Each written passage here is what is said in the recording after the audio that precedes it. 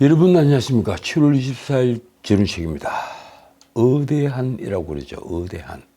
어차피 대표는 한동훈이라는 뜻입니다. 그대로 됐습니다. 처음 이 말을 들었을 때 누구는 충격을 받았고 누구는 비웃었으며 누구는 또 그건 당원을 못 오간 말이라고 흥분을 했습니다. 또 누구는 국민의힘이 바뀔 기회를 맞았다며 환호작약했습니다. 한동훈에 대한 호불호는 뚜렷하게 갈렸습니다. 그를 찬양하는 이들은 윤석열과 또 다른 느낌을 준다고 했습니다. 샤프하다고 할까, 스마트하다고 할까, 이런 말들이 나돌았습니다. 내가 보기에는 말쑥하게 옷을 잘 차려입는 건 맞는데, 그리고 국회 대정부 질문 같은 문답에서 재치있게 답변을 하는 건 맞는데, 그걸 두고 샤프하다거나 스마트하다라고 굳이 영어로 표현하고 싶지 않습니다. 어떤 사람은 한동훈이 보여주는 재치 있는 답변을 두고 깐죽거린다라는 말로 비하하기까지 하니 말입니다. 어쨌든 대세를 꺾지를 못했습니다. 한동훈은 나경원, 원희룡, 윤상현이라는 국민의힘 미래를 책임져야 할 중진 3명이 받은 표보다 더 많은 표를 받았습니다. 작년 3월 8일 전당대회도 김기현이 안철수 등 여타 후보를 제치고 과반을 획득해서 당대표에 올랐는데, 국민의힘은 이번 전당대회에서도 극심한 표 쏠림 현상을 보여주었습니다. 아무리 이 현대 선거가 감성 투표가 횡행하고 정책이나 비전을 내걸고 싸운 선거가 아니라 마치 인기 투표처럼 되어버린 선거라고 하지만, 한동훈 한 사람이 얻은 표가 나머지 중진 3사람이 얻은 표의 합산보다 훨씬 많다는 것은 무엇을 의미하는 것일까요? 한동훈이 불세출의 스타이거나 질이 밀려난 보수를 구하기 위해 온 백마를 타고 온 왕자라는 얘기입니다. 아니면 나머지 3사람은 이미 때가 묻은 폐기해야 될 정신에 지나지 않는다, 이런 얘기입니다. 그렇지 못하다면, 그게 아니라면 후진적 민주정에서나 볼 수 있는 전형적인 우상 정치인 것입니다. 팬덤 정치. 저는 처음부터 한동훈에 반대했습니다. 제가 보기에는 그는 아직 보수의 자산이라고 하기에는 여러모로 부족해 보였습니다. 그의 철학도 정책도 없었습니다. 오히려 그는 지난 총선 참패를 책임져야 할 자였습니다. 최대 책임자였죠. 역사상 최대 참패한 선거의 책임자. 그런데도 그는 총선 패배 직후에 비대위원장을 사퇴를 한 뒤에 곧 당대표 출마를 공식화했습니다. 저는 정말 놀랐습니다. 이건 뻔뻔스럽다는 표현으로도 도저히 해결 안 되는 지나친 행동입니다.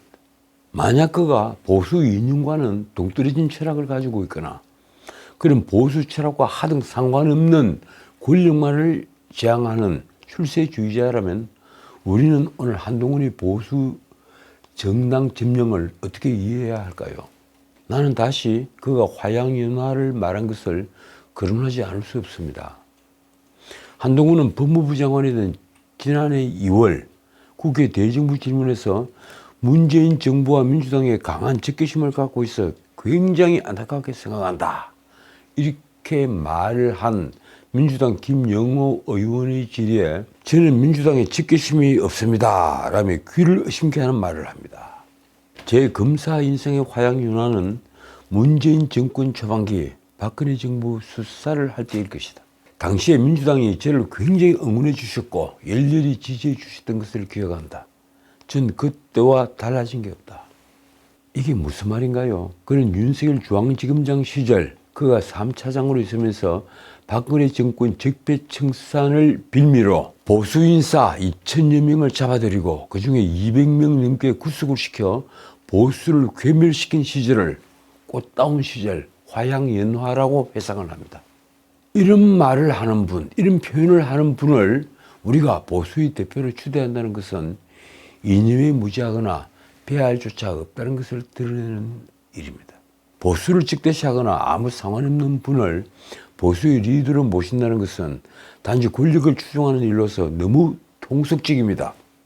한동훈은 자신이 보수를 괴멸시킨 그때를 화양연화라고 그리워할 정도라면 자신이 보수 정당의 수장으로 나서는 일만은 정말이지 사양했어야 합니다. 우리 보수를 위해서도 그렇고 한동훈 자신을 위해서도 그렇습니다. 사양을 해야죠. 저는 이틀 전 CBS 방송에 나가 차라리 다른 정당을 만들어야 한다 이렇게 말을 했습니다. 어쨌든 이번 국민의힘 전당대회를 보는 나의 시각은 완전히 빗나갔습니다. 국민의힘 새 당대표로 한동훈이 넉넉한 표차로 선출이 됐습니다. 난 적어도 결선 투표까지 갈 줄은 알았는데 그게 아니었습니다.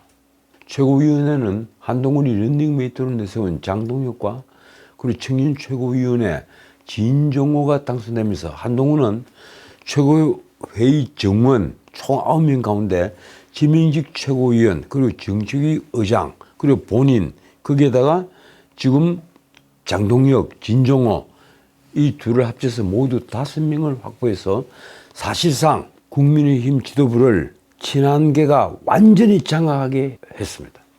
결국 한동훈은 4월 총선 패배 책임을 지고 비대위원장에서 물러난 뒤에 불과 103일 만에 당대표로 복귀를 한 셈이 됐습니다. 한동훈은 이날 당원 투표 80%와 일반 국민 여론조사 20%를 반영을 한 모바일 투표와 ALS 투표를 합산한 결과 32만 702표, 득표율은 62.84%를 얻었습니다. 원희룡은 9만 6천여 표, 그리고 18.85%, 나경원은 7만 4천여 표, 14.58%, 윤상현은 1만 9천여 표, 3.73%를 얻었습니다. 한동훈 신임 대표는 오늘 우리는 미래로 간다고 당선 소감을 말했습니다. 꽤나 문학적인 레토릭입니다. 오늘 우리는 미래로 간다. 그가 수락인실에서 한 말이 이렇습니다. 오늘 국민이 선택하고 명령하신 변화는 민심과 국민의 눈높이에 반응하라는 것이다. 민심을 이기는 정치는 없다. 민심과 싸우면 안 되고 한편이 되어야 한다. 민심과 한편이 된다는 말은 자칫 민심을 추종하는 포퓰리스트가 되겠다는 말처럼 들립니다. 모택동이 늘 그렇게 얘기를 했죠. 민심은 천심이다. 민심을 이기려고 하지 마라. 그건 모택동이 평생 주장하던 말입니다.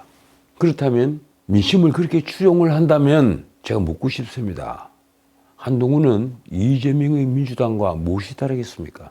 한동훈은 용산과의 관계를 암시하는 말도 덧붙였습니다. 건강하고 생산적인 당정 관계와 합리적인 토론을 통해 민심을 정확히 파악하고 그때그때 반응을 해서 민심의 파도에 올라가면 정말 많은 국민이 우리를 더 많이 지지할 마음의 준비를 이미 하고 있다. 제가 앞장서겠다. 아마 그 연설문은 본인이 직접 써왔겠죠. 그 뒤에 한 말은 마치 문학 소년 같은 표현을 썼습니다. 제 본업이 문학이니까 제가 드리는 얘기입니다. 이렇습니다. 지도부와 함께 스스로 폭풍이 되겠다.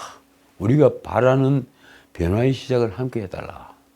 한편 7.23 전당대회에서 장동혁, 김재원, 인용환, 김민전 후보가 최고위원으로 당 지도부에 입성을 했습니다. 이 최고위원 중에 대단히 미안하지만 당 중진은 한 사람도 없습니다. 장동혁은 글쎄요, 중진이나 부리기는 아직까지 조금 경력이 모자란다고 해야 합니까? 김재원은 컷오프됐던 원외 인사입니다. 그리고 인용한 김민재는 비례대표 초선입니다. 청년 최고위원은 사격 선수 출신 비례대표 진종호가 선출이 됐습니다. 김민재는 득표순으로는 5위였으나 4위 이내에 여성이 없을 경우 4위 득표자 대신에 여성 후보자 중에 최다 득표자를 최고위원으로 하는 조항에 따라서 최고위원에 당선이 되었습니다. 그런데 말입니다. 미국보다 먼저 여성 대통령이 나온 나라인데 아직도 여성을 배려한다는 이런 후진적 규정이 있는 것입니다. 이번 국민의힘 전당대회는 사상 최악의 전당대회였습니다. 제가 이 얘기를 방송에서 했던 것이 몇몇 신문에 언급을 했더군요. 사상 최악의 전당대회다. 지난 한 달 네거티브 일변도의 선거운동이 벌어져서 자해 정당대회다. 혹은 자폭 전당대회다.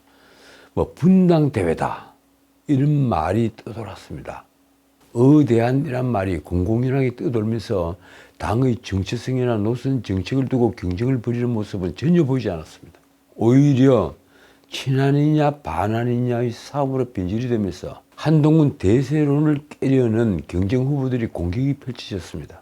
처음에는 친윤, 비윤 이러다가 결국 전당대회 목전에서 친한이냐 비한이냐가 아닙니다. 반한이냐 이렇게 나뉘어졌죠.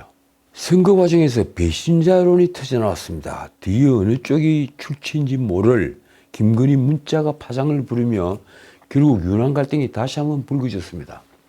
이 김건희 여사 문자 이걸 친윤에서 흘렸다 이런 말이 처음에 나왔죠. 그런데 친윤 누구도 그 내용을 모르고 있었습니다. 제가 몇몇 분에게 확인을 했는데 아무도 몰랐습니다.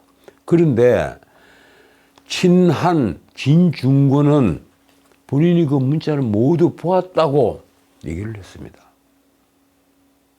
심지어 스페인 여행 중이었죠. 그러면서 본인이 김건희 여사와 통화를 한 내용까지 모두 공개를 했습니다. 왜 다들 이렇게 신뢰관계를 흔드는가요?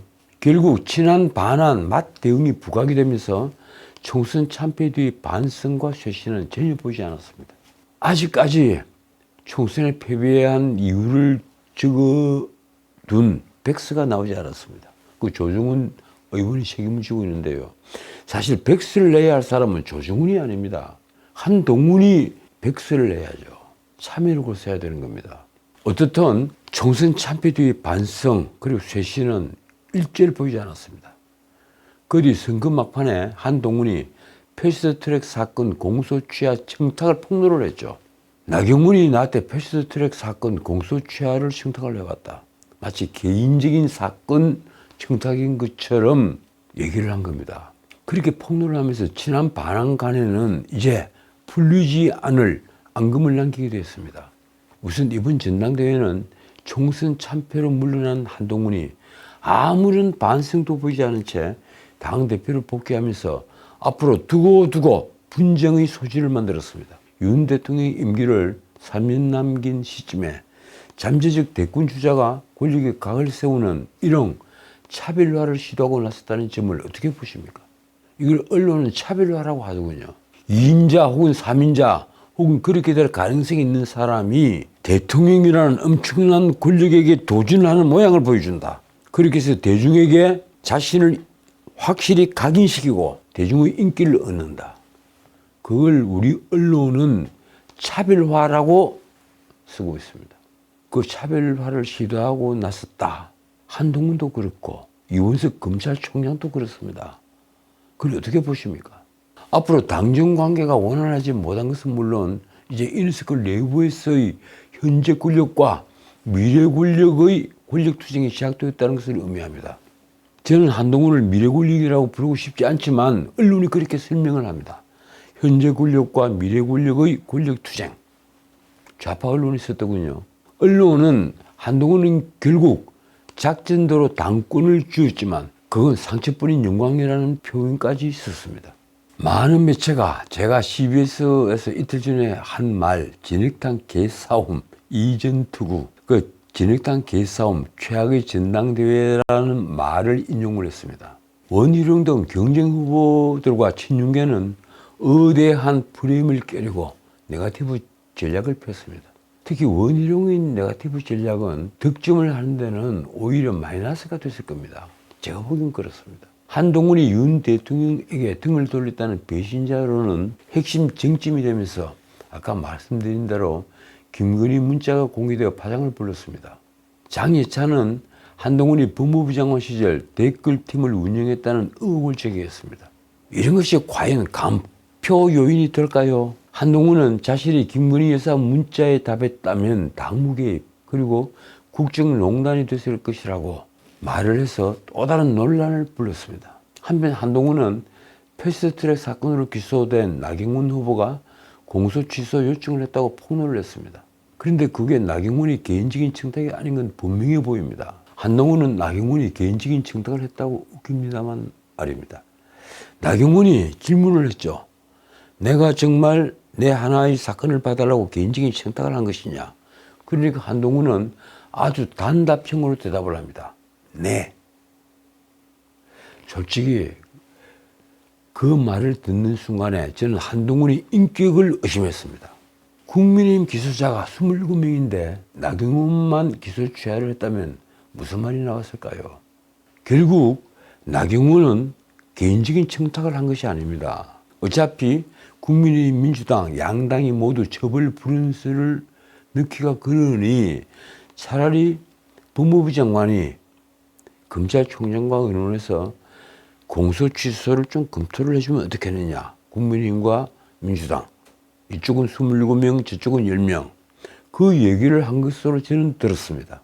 어떻든 네거티브 공방은 김건희 특검, 한동훈 특검 수사가 필요하다는 야당의 공세에 지금 빌미를 제공한 셈이 됐습니다. 전당대회가 끝나도 이어질 야당발 사법 리스크를 남긴 것입니다. 어쨌든 이번 전당대회는 미래 비전을 가지고 싸우지는 않았습니다. 당권 주자들은 총선 참패에 따른 반성과 쇄신 메시지 대신에 처음에는 친윤과 비윤으로 나누어서 싸우다가 아까 말씀드린 대로 곧 친한과 반한으로 나누어져서 싸우게 됐습니다. 어쨌든 제대로 된 정책 싸움은 한 번도 없었습니다. 기껏 나온 정책이라고는 한동훈이 제안을 한 외국인 투표권 제한. 아마 이건요, 중국 동포들을 거론한 걸 겁니다. 제외 동포들은 모두 투표권이 있죠. 근데 중국 동포들만 투표권이 없습니다. 나경원이 내놓은 그리고 사전투표 폐지. 저도 이 사전투표 폐지는 오래전부터 주장을 하고 있습니다. 그리고 원희룡이 내놓은 동성혼 차별금지법 반대 정도였습니다. 또 하나 정책 대결 대신에 계파 싸움은 여전했습니다. 한동훈은 지난 총선 때 자신이 장악했던 공천권으로 만들었다고 할 수 있는 20명 가까운 현역 의원들이 주축이 된 친한계 이 계파의 지원을 받았습니다. 반면 한동훈과 윤 대통령과의 관계는 급격하게 멀어진 것처럼 보입니다. 한동훈은 야권이 윤석열 대통령을 끌어내리겠다면서 연일 특검 공세를 펴는데 한동훈이 그 장단에 맞추고 나선 것입니다. 언론의 표현처럼 배신의 정치를 대물림하는 겁니까? 한동훈은 6월 말 당대표 출마 선언에서부터 당정 관계를 수평적으로 재정립하겠다. 다시 한번 말씀드리겠습니다. 당정 관계를 수평적으로 재정립하겠다며 최상병 순직과 관련해서 제3자 특검을 추진하겠다고 밝혔습니다. 당정 관계가 수평적인 것은 당연합니다. 그런데 굳이 그 말을 하는 것은 지금까지 당정 관계가 수평식이 아니라 수직 관계였다. 내가 이걸 바로잡겠다. 이런 뜻이 함축이 되어 있는 겁니다. 한동훈이 말이 또 이렇습니다. 진실 규명을 위한 특검을 우리 국민의힘이 나서서 추진해야 한다는 것이 제 생각이다. 저는 민주당도 국민의힘도 대통령도 아닌 제3자가 특검을 골라야 한다고 생각한다. 과거 MB 특검은 대법원장이 특검을 정한 전례가 있다. 제3자 특검을 하더라도 도대체 한동훈이 추구한다는 진실 규명을 위한 특검이 밝히고자 하는 진실은 무엇일까요? 최상병의 억울한 죽음입니까? 최상병을 누군가가 죽였는데 그걸 감췄다는 겁니까?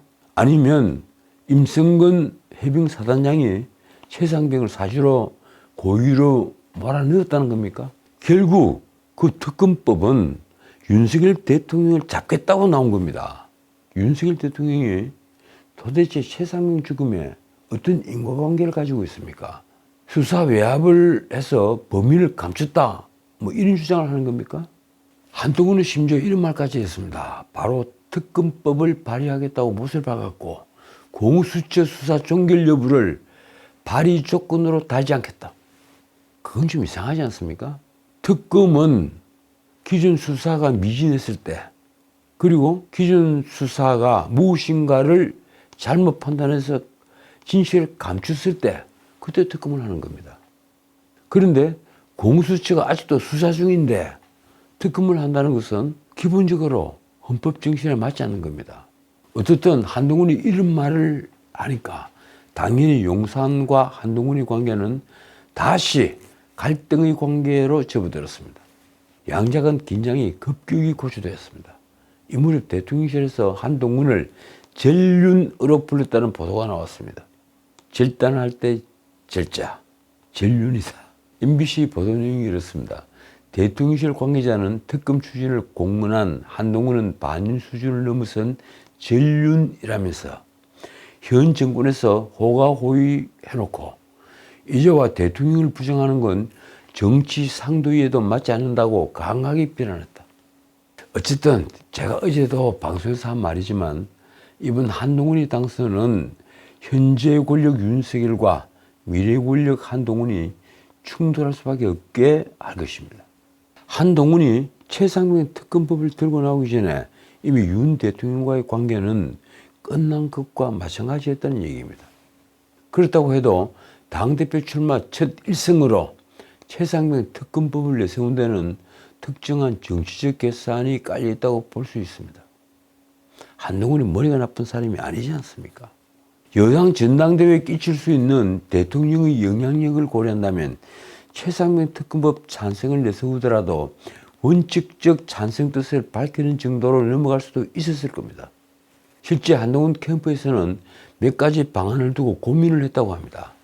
그러나 한동훈은 아까 말씀드린 대로 결국 출마 선언 문답에서 바로 특검법을 발의하겠다고 못을 박았고 거기에다가 공수처 수사 종결 여부를 발의 조건으로 달지 않겠다 이렇게 밝힌 겁니다.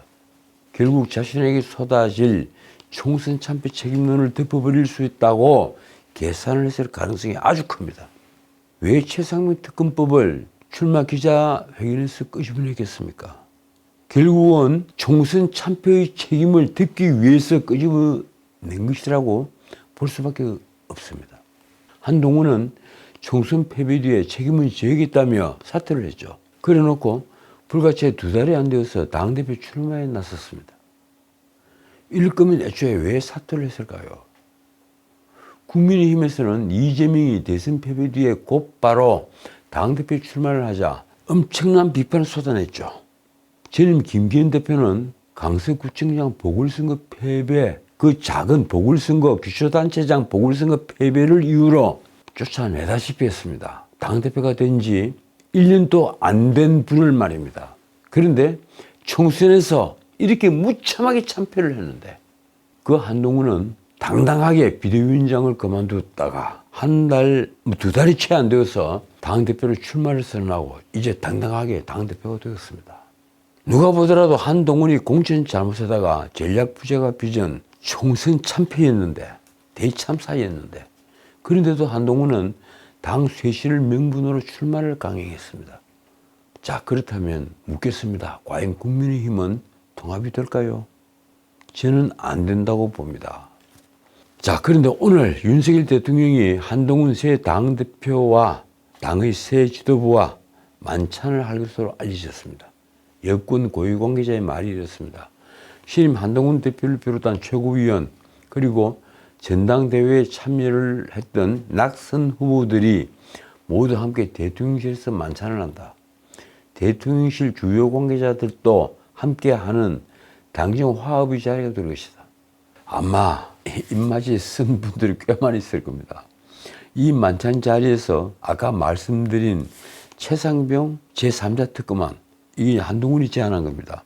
최상병 제3자 특검안과 그리고 이 김건희 여사 문제 그리고 패스트트랙 사건 공소 취소 문제가 논의될 수 있을까요?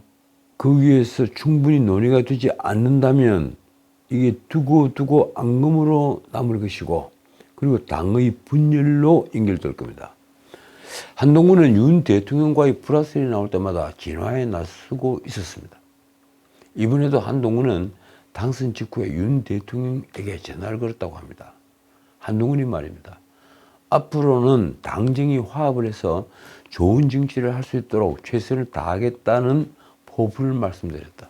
한동훈은 방송 인터뷰에서도 극히 말조심을 했습니다. 한동훈이 윤 대통령과의 관계에 대해서 한 말이 이렇습니다. 저희는 집권당이고 뭔가 각을 세울 상황이 아니다.